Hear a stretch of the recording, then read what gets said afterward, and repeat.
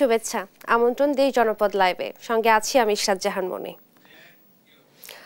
লক্ষ্মীপুরে বন্যার পানি নেমে গেলেও এখনো বিভিন্ন এলাকায় রয়েছে জলাবদ্ধতা। বন্যা পরিস্থিতি সবশেষ খবর জানাতে লক্ষ্মীপুর থেকে যুক্ত হচ্ছেন সহকর্মী সাইফুল ইসলাম স্বপন। স্বপন, জলাবদ্ধতা থাকায় কি ধরনের দুর্ভোগে পড়ছেন বাসিন্দারা, বিস্তারিত জানাবেন। ইশরাত, আপনি যেমনটি বলছিলেন যে লক্ষ্মীপুরে বন্যা পানি শেষ হওয়ার পরে এখনোই কিন্তু জলাবদ্ধতার সৃষ্টি হচ্ছে। লক্ষ্মীপুরের যে স্মরণকালে ভয়াবহ বন্যা হয়েছে গত 18 তারিখ থেকে, এই বন্যা যখন পানি নামতে শুরু করছে তখন আসলে লক্ষ্মীপুরের যে 4টি নদী, ভুলুয়া নদী, ডাকাতিয়া নদী, রহমতখালী নদী ও অবদা খাল, এইসব নদীগুলোতে যে পরিমাণ বাঁধ নির্মাণ করা হচ্ছে, বাঁধ নির্মাণ করার কারণে নির্মাণ দিয়ে বাড়িঘর এবং দোকানপাট, মাছ চাষ করার কারণে কিন্তু পানিগুলো নামছে না। বন্যা যেভাবে নোয়াখালী এবং ফেনী থেকে বানে পানি এসেছে, ঠিক ওই গতিতে লক্ষ্মীপুরে মেঘনা নদীতে পানিগুলো যাচ্ছে না। লক্ষ্মীপুরের যে 3টি সুইচ গেট রয়েছে, লক্ষ্মীপুরের মধ্যে 2টি সুইচ গেট এবং লক্ষ্মীপুরে হাজিমারা 1টি সুইচ গেট, ওই সুইচ গেটগুলো দিয়ে দিনের অর্ধেক সময় বন্ধ থাকে এবং বাকি সময়ে পানি নামছে। তো লক্ষ্মীপুরের যে আমরা এর মধ্যে রয়েছি লক্ষ্মীপুরের তেয়ারিগঞ্জ, তারপরে কুশাখালী, মান্দারি, বাঙ্গাখাল, এসব এলাকায় এখনো পানিগুলো জমে আছে। তো গতকালকে আমার বিভিন্ন গণমাধ্যমে বাঁধ এবং গড়বাড়ি দখল করার কারণে পানি না নামার জন্য লক্ষ্মীপুরের যে জেলা প্রশাসনের পক্ষ থেকে মাইকিং করা হয়েছে যে যেসব নদীতে এবং খালে বাঁধ দিয়ে ঘরবাড়ি দোকানপাট নির্মাণ করা হয়েছে সেগুলো যেন দ্রুত উচ্ছেদ করা হয়। আর তা না হলে প্রশাসন এবং আজ এবং কালের মধ্যে তারা উচ্ছেদ করবে। এছাড়া যে পানিবন্দী লক্ষ্মীপুরের 8 থেকে 10 লাখ মানুষ রয়েছে, তারা এখনো পানির ভিতরে রয়েছে, তাদের ত্রাণ সংকটে রয়েছে, তারা নানা পানিবাহিত রোগে আক্রান্ত হচ্ছে। ইশরাত, এ ছিল লক্ষ্মীপুর থেকে বন্যার সর্বশেষ খবর। আপনাকে ধন্যবাদ। লক্ষ্মীপুর থেকে বন্যা পরবর্তী পরিস্থিতি জানাচ্ছিলেন সহকর্মী সাইফুল ইসলাম স্বপন। চুয়াডাঙ্গার জিকে সেচ খালের 100 ফুট বাঁধ ভেঙে বিস্তীর্ণ এলাকা প্লাবিত হয়েছে। এতে ধান সহ ক্ষেতের বিভিন্ন ফসল, পুকুরের মাছ ও জাগ দেওয়া পাটের ব্যাপক ক্ষতি হয়েছে। আরো জানাতে চুয়াডাঙ্গা থেকে যুক্ত হচ্ছেন সহকর্মী খায়রুজ্জামান সেতু। খায়রুজ্জামান, বিস্তারিত জানাবেন যে কি কি খবর রয়েছে আপনার কাছে। ধন্যবাদ ইশরাত। আমি শুরুতেই আপনাকে একটু জানিয়ে রাখতে চাই, সেটা পিছনের খবর একটু বলতে হয়, সেটা হচ্ছে যে চুয়াডাঙ্গাতে যে জিকে সেচ ক্যানাল আছে, এই জিকে সেচ ক্যানাল কিন্তু নিয়ন্ত্রণ হয় কুষ্টিয়া থেকে আর কি। কুষ্টিয়া থেকে যে ওখানে যে গেট আছে, ওই গেটটা খুলে দিলেই কিন্তু ওই কুষ্টিয়ার ওই দিককার পানিটা চুয়াডাঙ্গার এই অঞ্চলে নেমে আসে। তথাকথিত বিশেষ করে চুয়াডাঙ্গার যারা কৃষক আছে, আলমডাঙ্গা এবং সদরের কিছু অংশ যে এই সুবিধাগুলো কৃষকরা পেয়ে থাকে এই হচ্ছে জিকে সেচ ক্যানালের। তবে এখন যে বিষয়টা সেটা হচ্ছে যে এই যে গত মৌসুম, তার আগের মৌসুমেও কিন্তু যে ওই সেচ যখন হচ্ছে খরা চলে, খরা মৌসুমে কিন্তু জিকে ক্যানালে কিন্তু ওই মোটর থেকে পানি উঠিয়ে আপনার হচ্ছে জিকে সেচ ক্যানালে দেওয়া হয়। ওই পানিতেই কিন্তু কৃষকরা কিন্তু হচ্ছে সেচ সুবিধা নিয়ে থাকে এবং সেটা কিন্তু খুবই কম মূল্যে, সেটা নামমাত্র মূল্যেই সরকার এই সুবিধা কৃষকদের দিয়েছে। কিন্তু গত মৌসুম, তার আগের মৌসুমে যে সমস্যাটা হয়েছে সেটা হচ্ছে কিন্তু যে খরা মৌসুমে যে মোটর দিয়ে পানি তোলা হয়, সেটা কিন্তু অলরেডি কিন্তু গত মৌসুমে হচ্ছে একটা হচ্ছে চালু ছিল, আর একটা মানে মেরামত করেছিল, এমন একটা অবস্থায় ছিল, আর একটা মেরামত করার কোনো উদ্যোগও নিয়নি সংশ্লিষ্ট কর্তৃপক্ষ আর কি। এখন বর্তমান যে সমস্যা সেটা হচ্ছে যে এই সমস্যা সৃষ্টি সেটা যেহেতু বর্ষা মৌসুম চলছে, চারিদিকে বন্যা এবং পানির থই থই অবস্থা, সেক্ষেত্রে কিন্তু কুষ্টিয়া কিন্তু কিংবা চুয়াডাঙ্গা কিন্তু এর বাইরে না হওয়ার কারণে কিন্তু যেহেতু হচ্ছে কৃষকরা সেচ সুবিধা জিকে সেচ থেকে নিয়ে থাকে, পানি যেহেতু থই থই করছে, সেই কারণে কিন্তু কুষ্টিয়া যে জায়গা থেকে জিকে সেচ ক্যানালটা নিয়ন্ত্রণ করা হয়, সেই ক্যানাল থেকে সেই জায়গা থেকে কিন্তু সুইচটা খুলে দেওয়া হয় এবং হচ্ছে খুলে দেওয়ার পরে কিন্তু কৃষকরা সুবিধাও পাচ্ছিল। এই যে মানে সম্প্রতি যে পানি দিয়েছে, মানে বৃষ্টির পানিতে যে বন্যা চারিদিকে হয়েছে, সেই বন্যা কিন্তু চুয়াডাঙ্গাতে না হওয়ার কারণে কিন্তু এই সুবিধা চুয়াডাঙ্গার কৃষকরা পাচ্ছিল।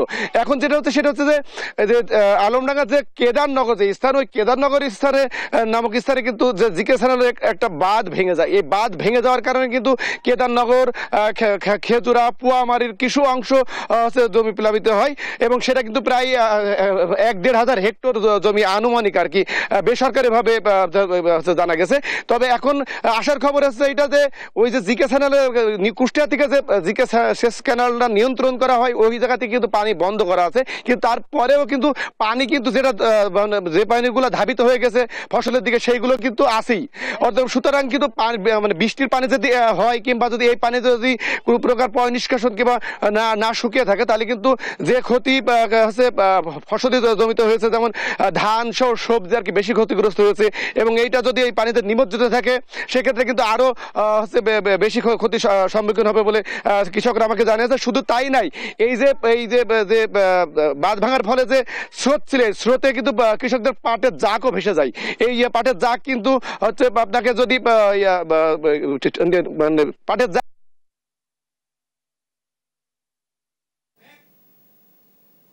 ধন্যবাদ আপনাকে। চুয়াডাঙ্গা বাঁধ ভেঙে বিস্তীর্ণ এলাকা প্লাবিত হয়ে ব্যাপক ক্ষয়ক্ষতি হয়েছে, এই ব্যাপারে বিস্তারিত বলছিলেন সহকর্মী খায়রুজ্জামান সেতু।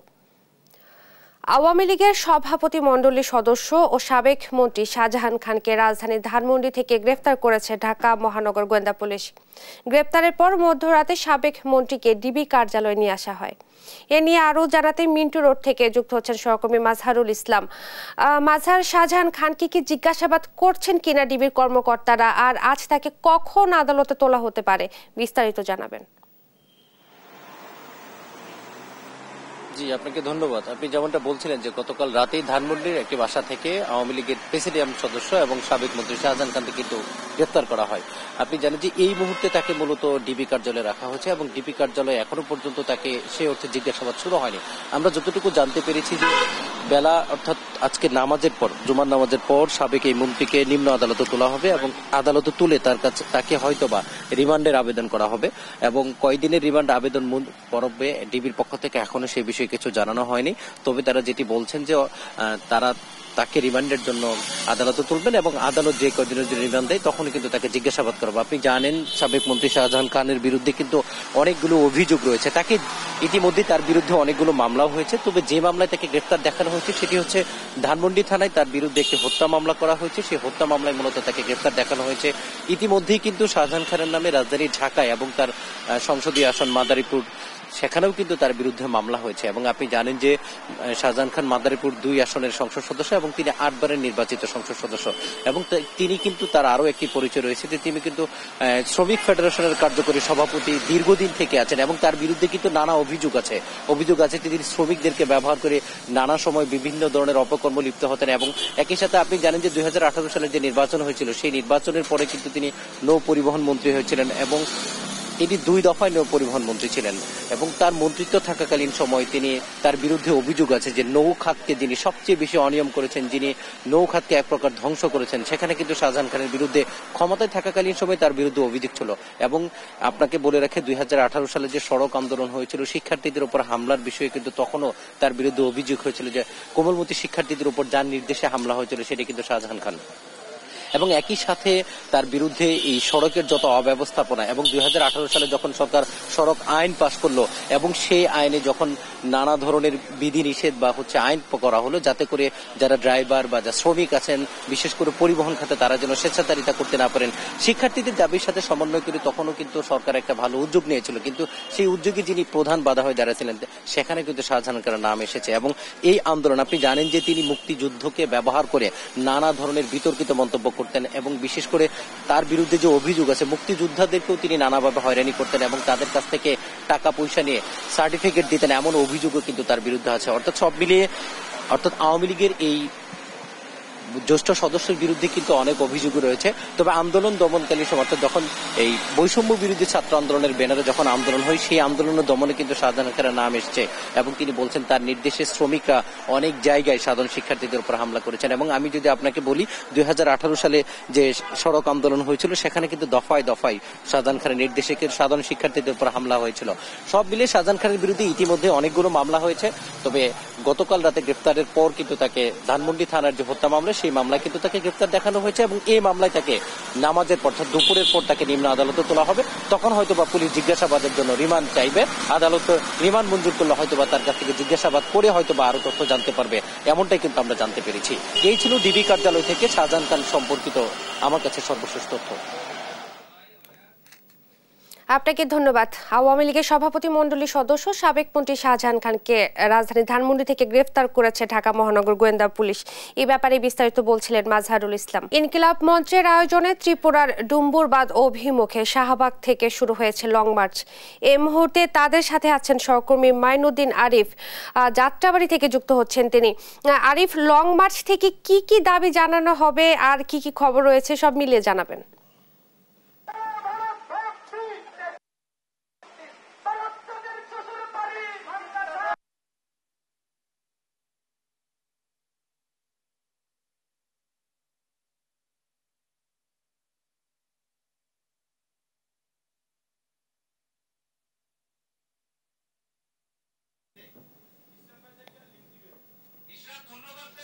আরিফ, আপনাকে ধন্যবাদ।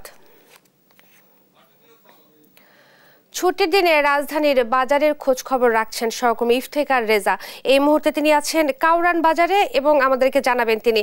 ইফতেখার, চাল, ডাল, পেঁয়াজ ও মাছ মাংসের দর নিয়ে ক্রেতার জন্য স্বস্তির কোনো খবর রয়েছে কিনা এবং গত সপ্তাহে তো সবজির দাম বেশি ছিল, এই সপ্তাহে কমেছে কিনা জানাবেন।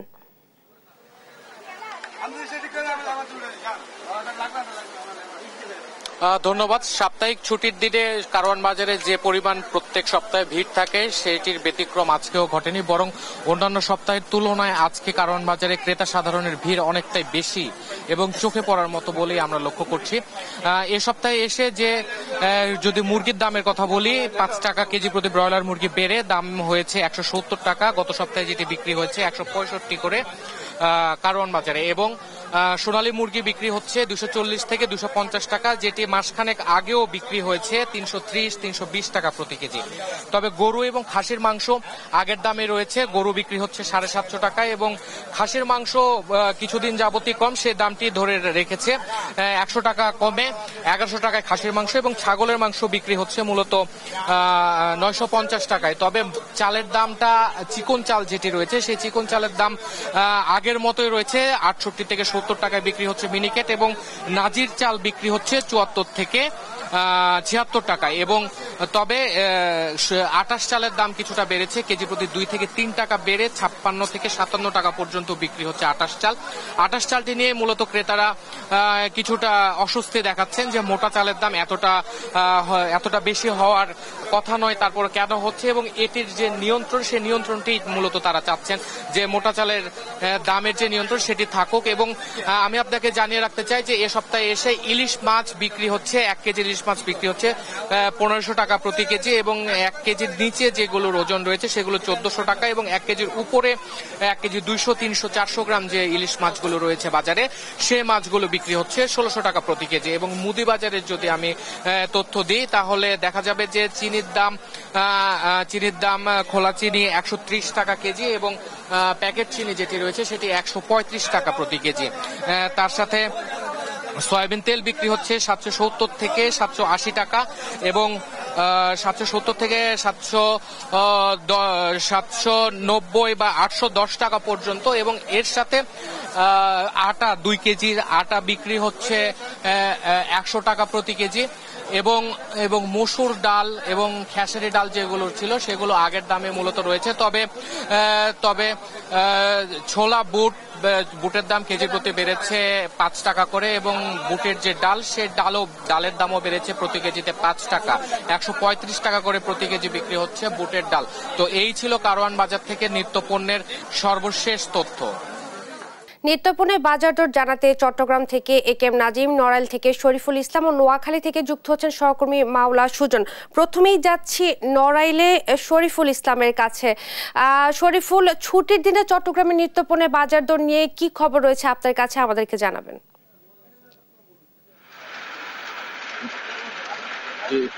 ধন্যবাদ ইশাদ। যেমনটি বলছিলেন, আসলে সারা দেশের যে নিত্য প্রয়োজনীয় যে মানুষের যে আপনার সবজি থেকে শুরু করে মাছ মাংস অন্যান্য যেগুলো মানুষের আসলে প্রতিদিন প্রয়োজন আছে, সেই জিনিসগুলো কিন্তু আসলে কোনো নতুন কোনো খবর নেই, স্বস্তির কোনো খবর নেই বলতে গেলে। কারণ প্রতিটি জিনিসেরই বলা যায় যে দাম আসলে বাড়তেছেই, কমার কোনো লক্ষণ নেই। কিছু জিনিস আছে, মনে করেন যেমন আলুর দামটি 60 টাকা থেকে কিছুটা 5 টাকা 55 টাকা বিক্রি হচ্ছে, কিন্তু অন্যান্য জিনিসপত্রের যেগুলো রয়েছে সেগুলোতে কিন্তু আসলে এর দাম বাড়তি। যেমন বেগুনের মূল্য ছিল 70 টাকা, এখন কিন্তু বেগুন বিক্রি হচ্ছে 100 টাকা। উচ্ছে ছিল মনে করো 50 টাকা করে, সেখানে 60 টাকা করে বিক্রি হচ্ছে। বরবটি সিম বিক্রি হচ্ছে 70 টাকা করে, মরিচের কেজি 200 টাকা করে বিক্রি হচ্ছে। এরকম প্রতিটি দামই কিন্তু আসলে বাড়তি রয়েছে।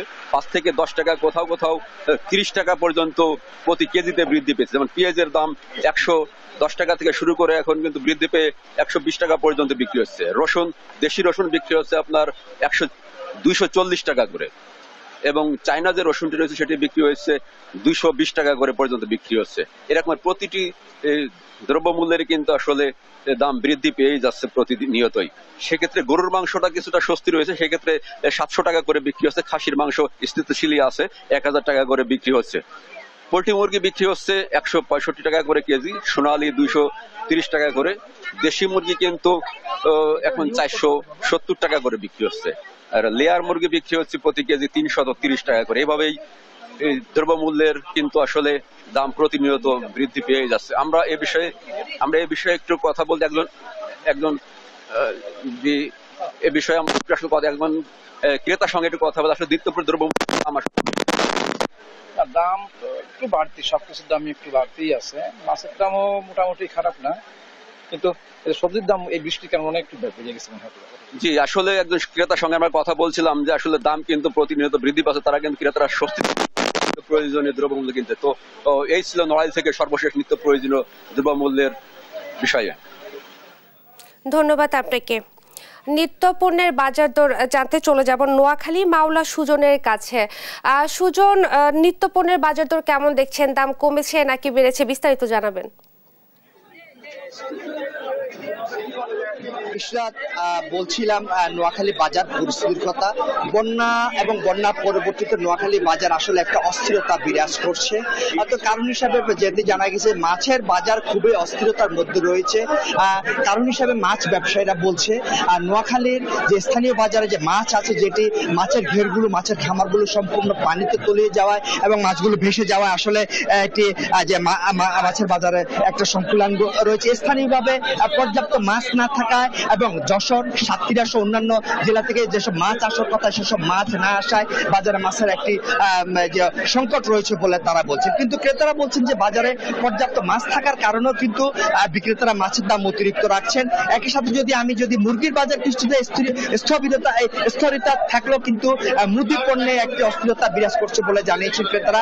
বেড়েছে চালের দাম, পেঁয়াজের দাম, রসুনের দাম, আদার দাম সহ অন্যান্য জিনিসপত্রের দাম। তো আমি এখন বাজার পরিস্থিতি নিয়ে কথা বলবো তেমনি একজন ক্রেতার সাথে। আসলে যে বাজার পরিস্থিতি আপনি কেমন দেখছেন এবং বাজারের কি দাম দেখছেন আপনি? জি, আসসালামু আলাইকুম। আমরা মধ্যবিত্তরা খুব কষ্টে আছি। বাজার যে পরিস্থিতি, বাজারের সকল কিছু উদ্যোগতি, কোনো কিছু আমাদের নাগালের বাহিরে নাই, নাগালের মধ্যে নাই, সব নাগালের বাহিরে। আমরা খুব কষ্টে আছি, মধ্যবিত্তরা খুব কষ্টে আছি। কোনো কিছুর দাম সে আগের মতোই। আরেকজন ক্রেতার সাথে আমি কথা বলতে চেষ্টা করব, তার কাছে যে বাজারের বর্তমান অবস্থা আপনি কেমন দেখছেন? আসসালামু আলাইকুম, ধন্যবাদ আপনাকে এই বর্তমান বাজারের পরিস্থিতি সম্পর্কে জানার জন্য।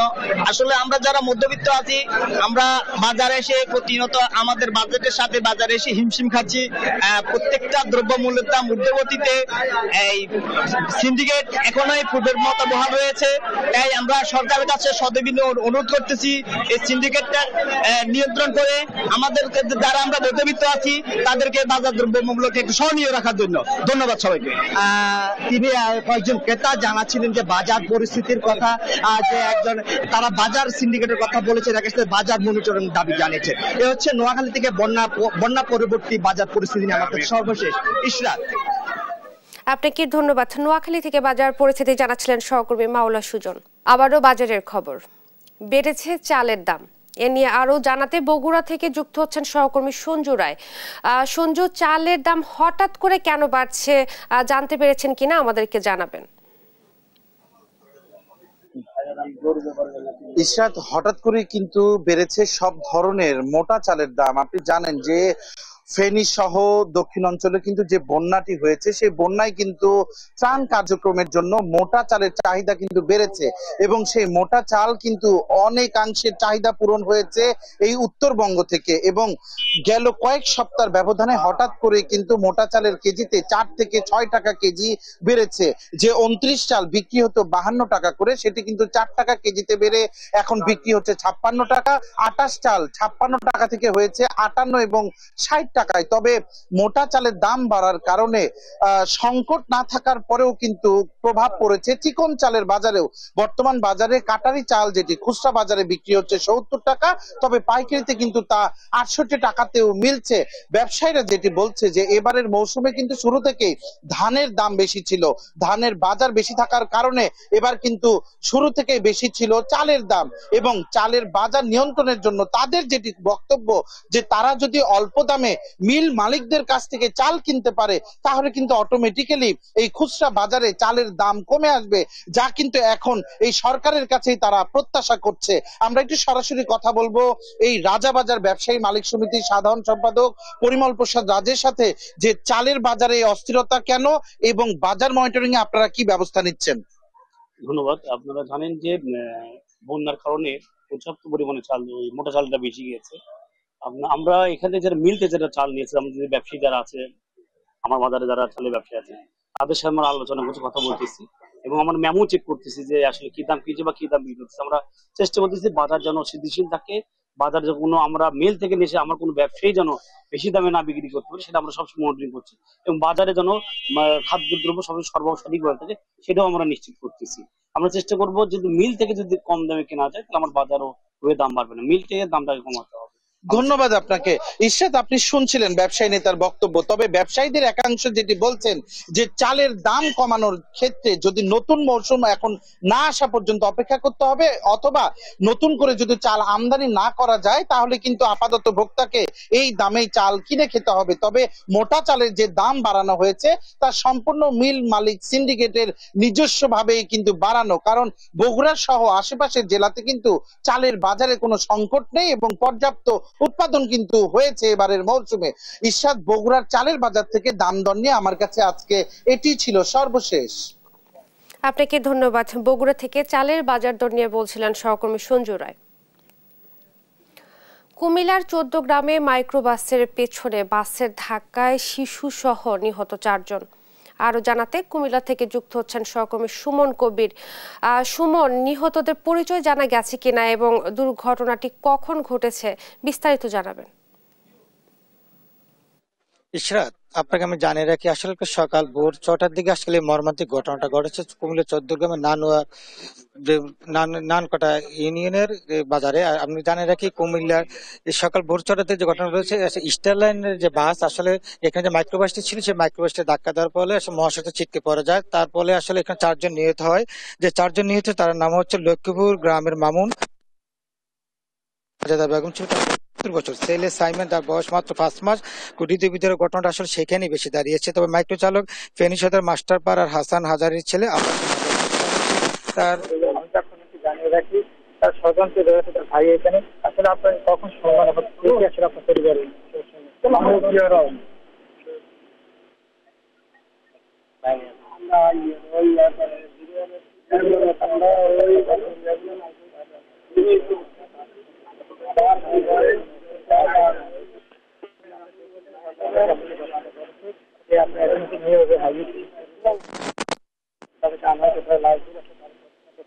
কখন করা হবে সেটা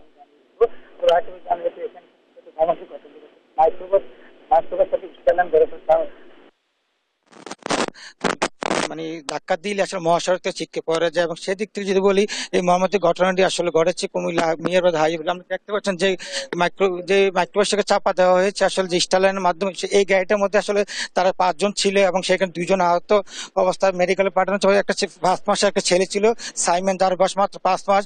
আসলে খুব হৃদয়বিদারক ঘটনা। সেই মহিলা আসলে তার মা আসলে এখন পর্যন্ত হসপিটাল রয়েছে। এবং আপনাদের জানিয়ে রাখি কুমিল্লার যে অবস্থা আসলে এখানকার যে হাইওয়ে পুলিশ যে এসপি ছিল আসলে মাসুদ আলম আমাদের আপনাকে জানিয়েছেন যে সকাল ভোর ৬টা থেকে ঘটনা হচ্ছে নানকরা বাজারে ১৪ গ্রামের। আসলে কুমিল্লার যে ৪ জন নিহত হয়েছে ৪ জনের মধ্যে আসলে আমি কথা বলার চেষ্টা করতে, পরিবারের স্বজন এসেছেন, তারা আসলে লাশ হস্তান্তর কখন করবে এবং পরিবার থেকে একটা মামলা হয়েছে ইতিমধ্যে, তার ভাই মামলা। এই ছিল কুমিল্লা থেকে সর্বশেষ লিনিয়া। আপনাকে ধন্যবাদ। কুমিল্লার ১৪ গ্রামে মাইক্রোবাসের পেছনে বাসের ধাক্কায় শিশু সহ নিহত ৪ জন। এই ব্যাপারে বিস্তারিত জানাচ্ছিলেন সহকর্মী সুমন কবির। রাজধানীর কাউরান বাজারে ব্রয়লার মুরগি কেজি প্রতি ৫ টাকা বেড়ে বিক্রি হচ্ছে ১৭০ টাকায়, আর সোনালী মুরগি বিক্রি হচ্ছে ২৪০ থেকে ২৫০ টাকা। কাউরান বাজারে লাল ডিম বিক্রি হচ্ছে হালি প্রতি ৫৫ টাকা, সাদা ডিম ৫০। বেড়েছে মোটা চালের দাম। আটাশ চাল ২ থেকে ৩ টাকা বেড়ে বিক্রি হচ্ছে ৫৭ টাকায়। দাম বেড়েছে ছোলা, বুট ও বুটের ডাল।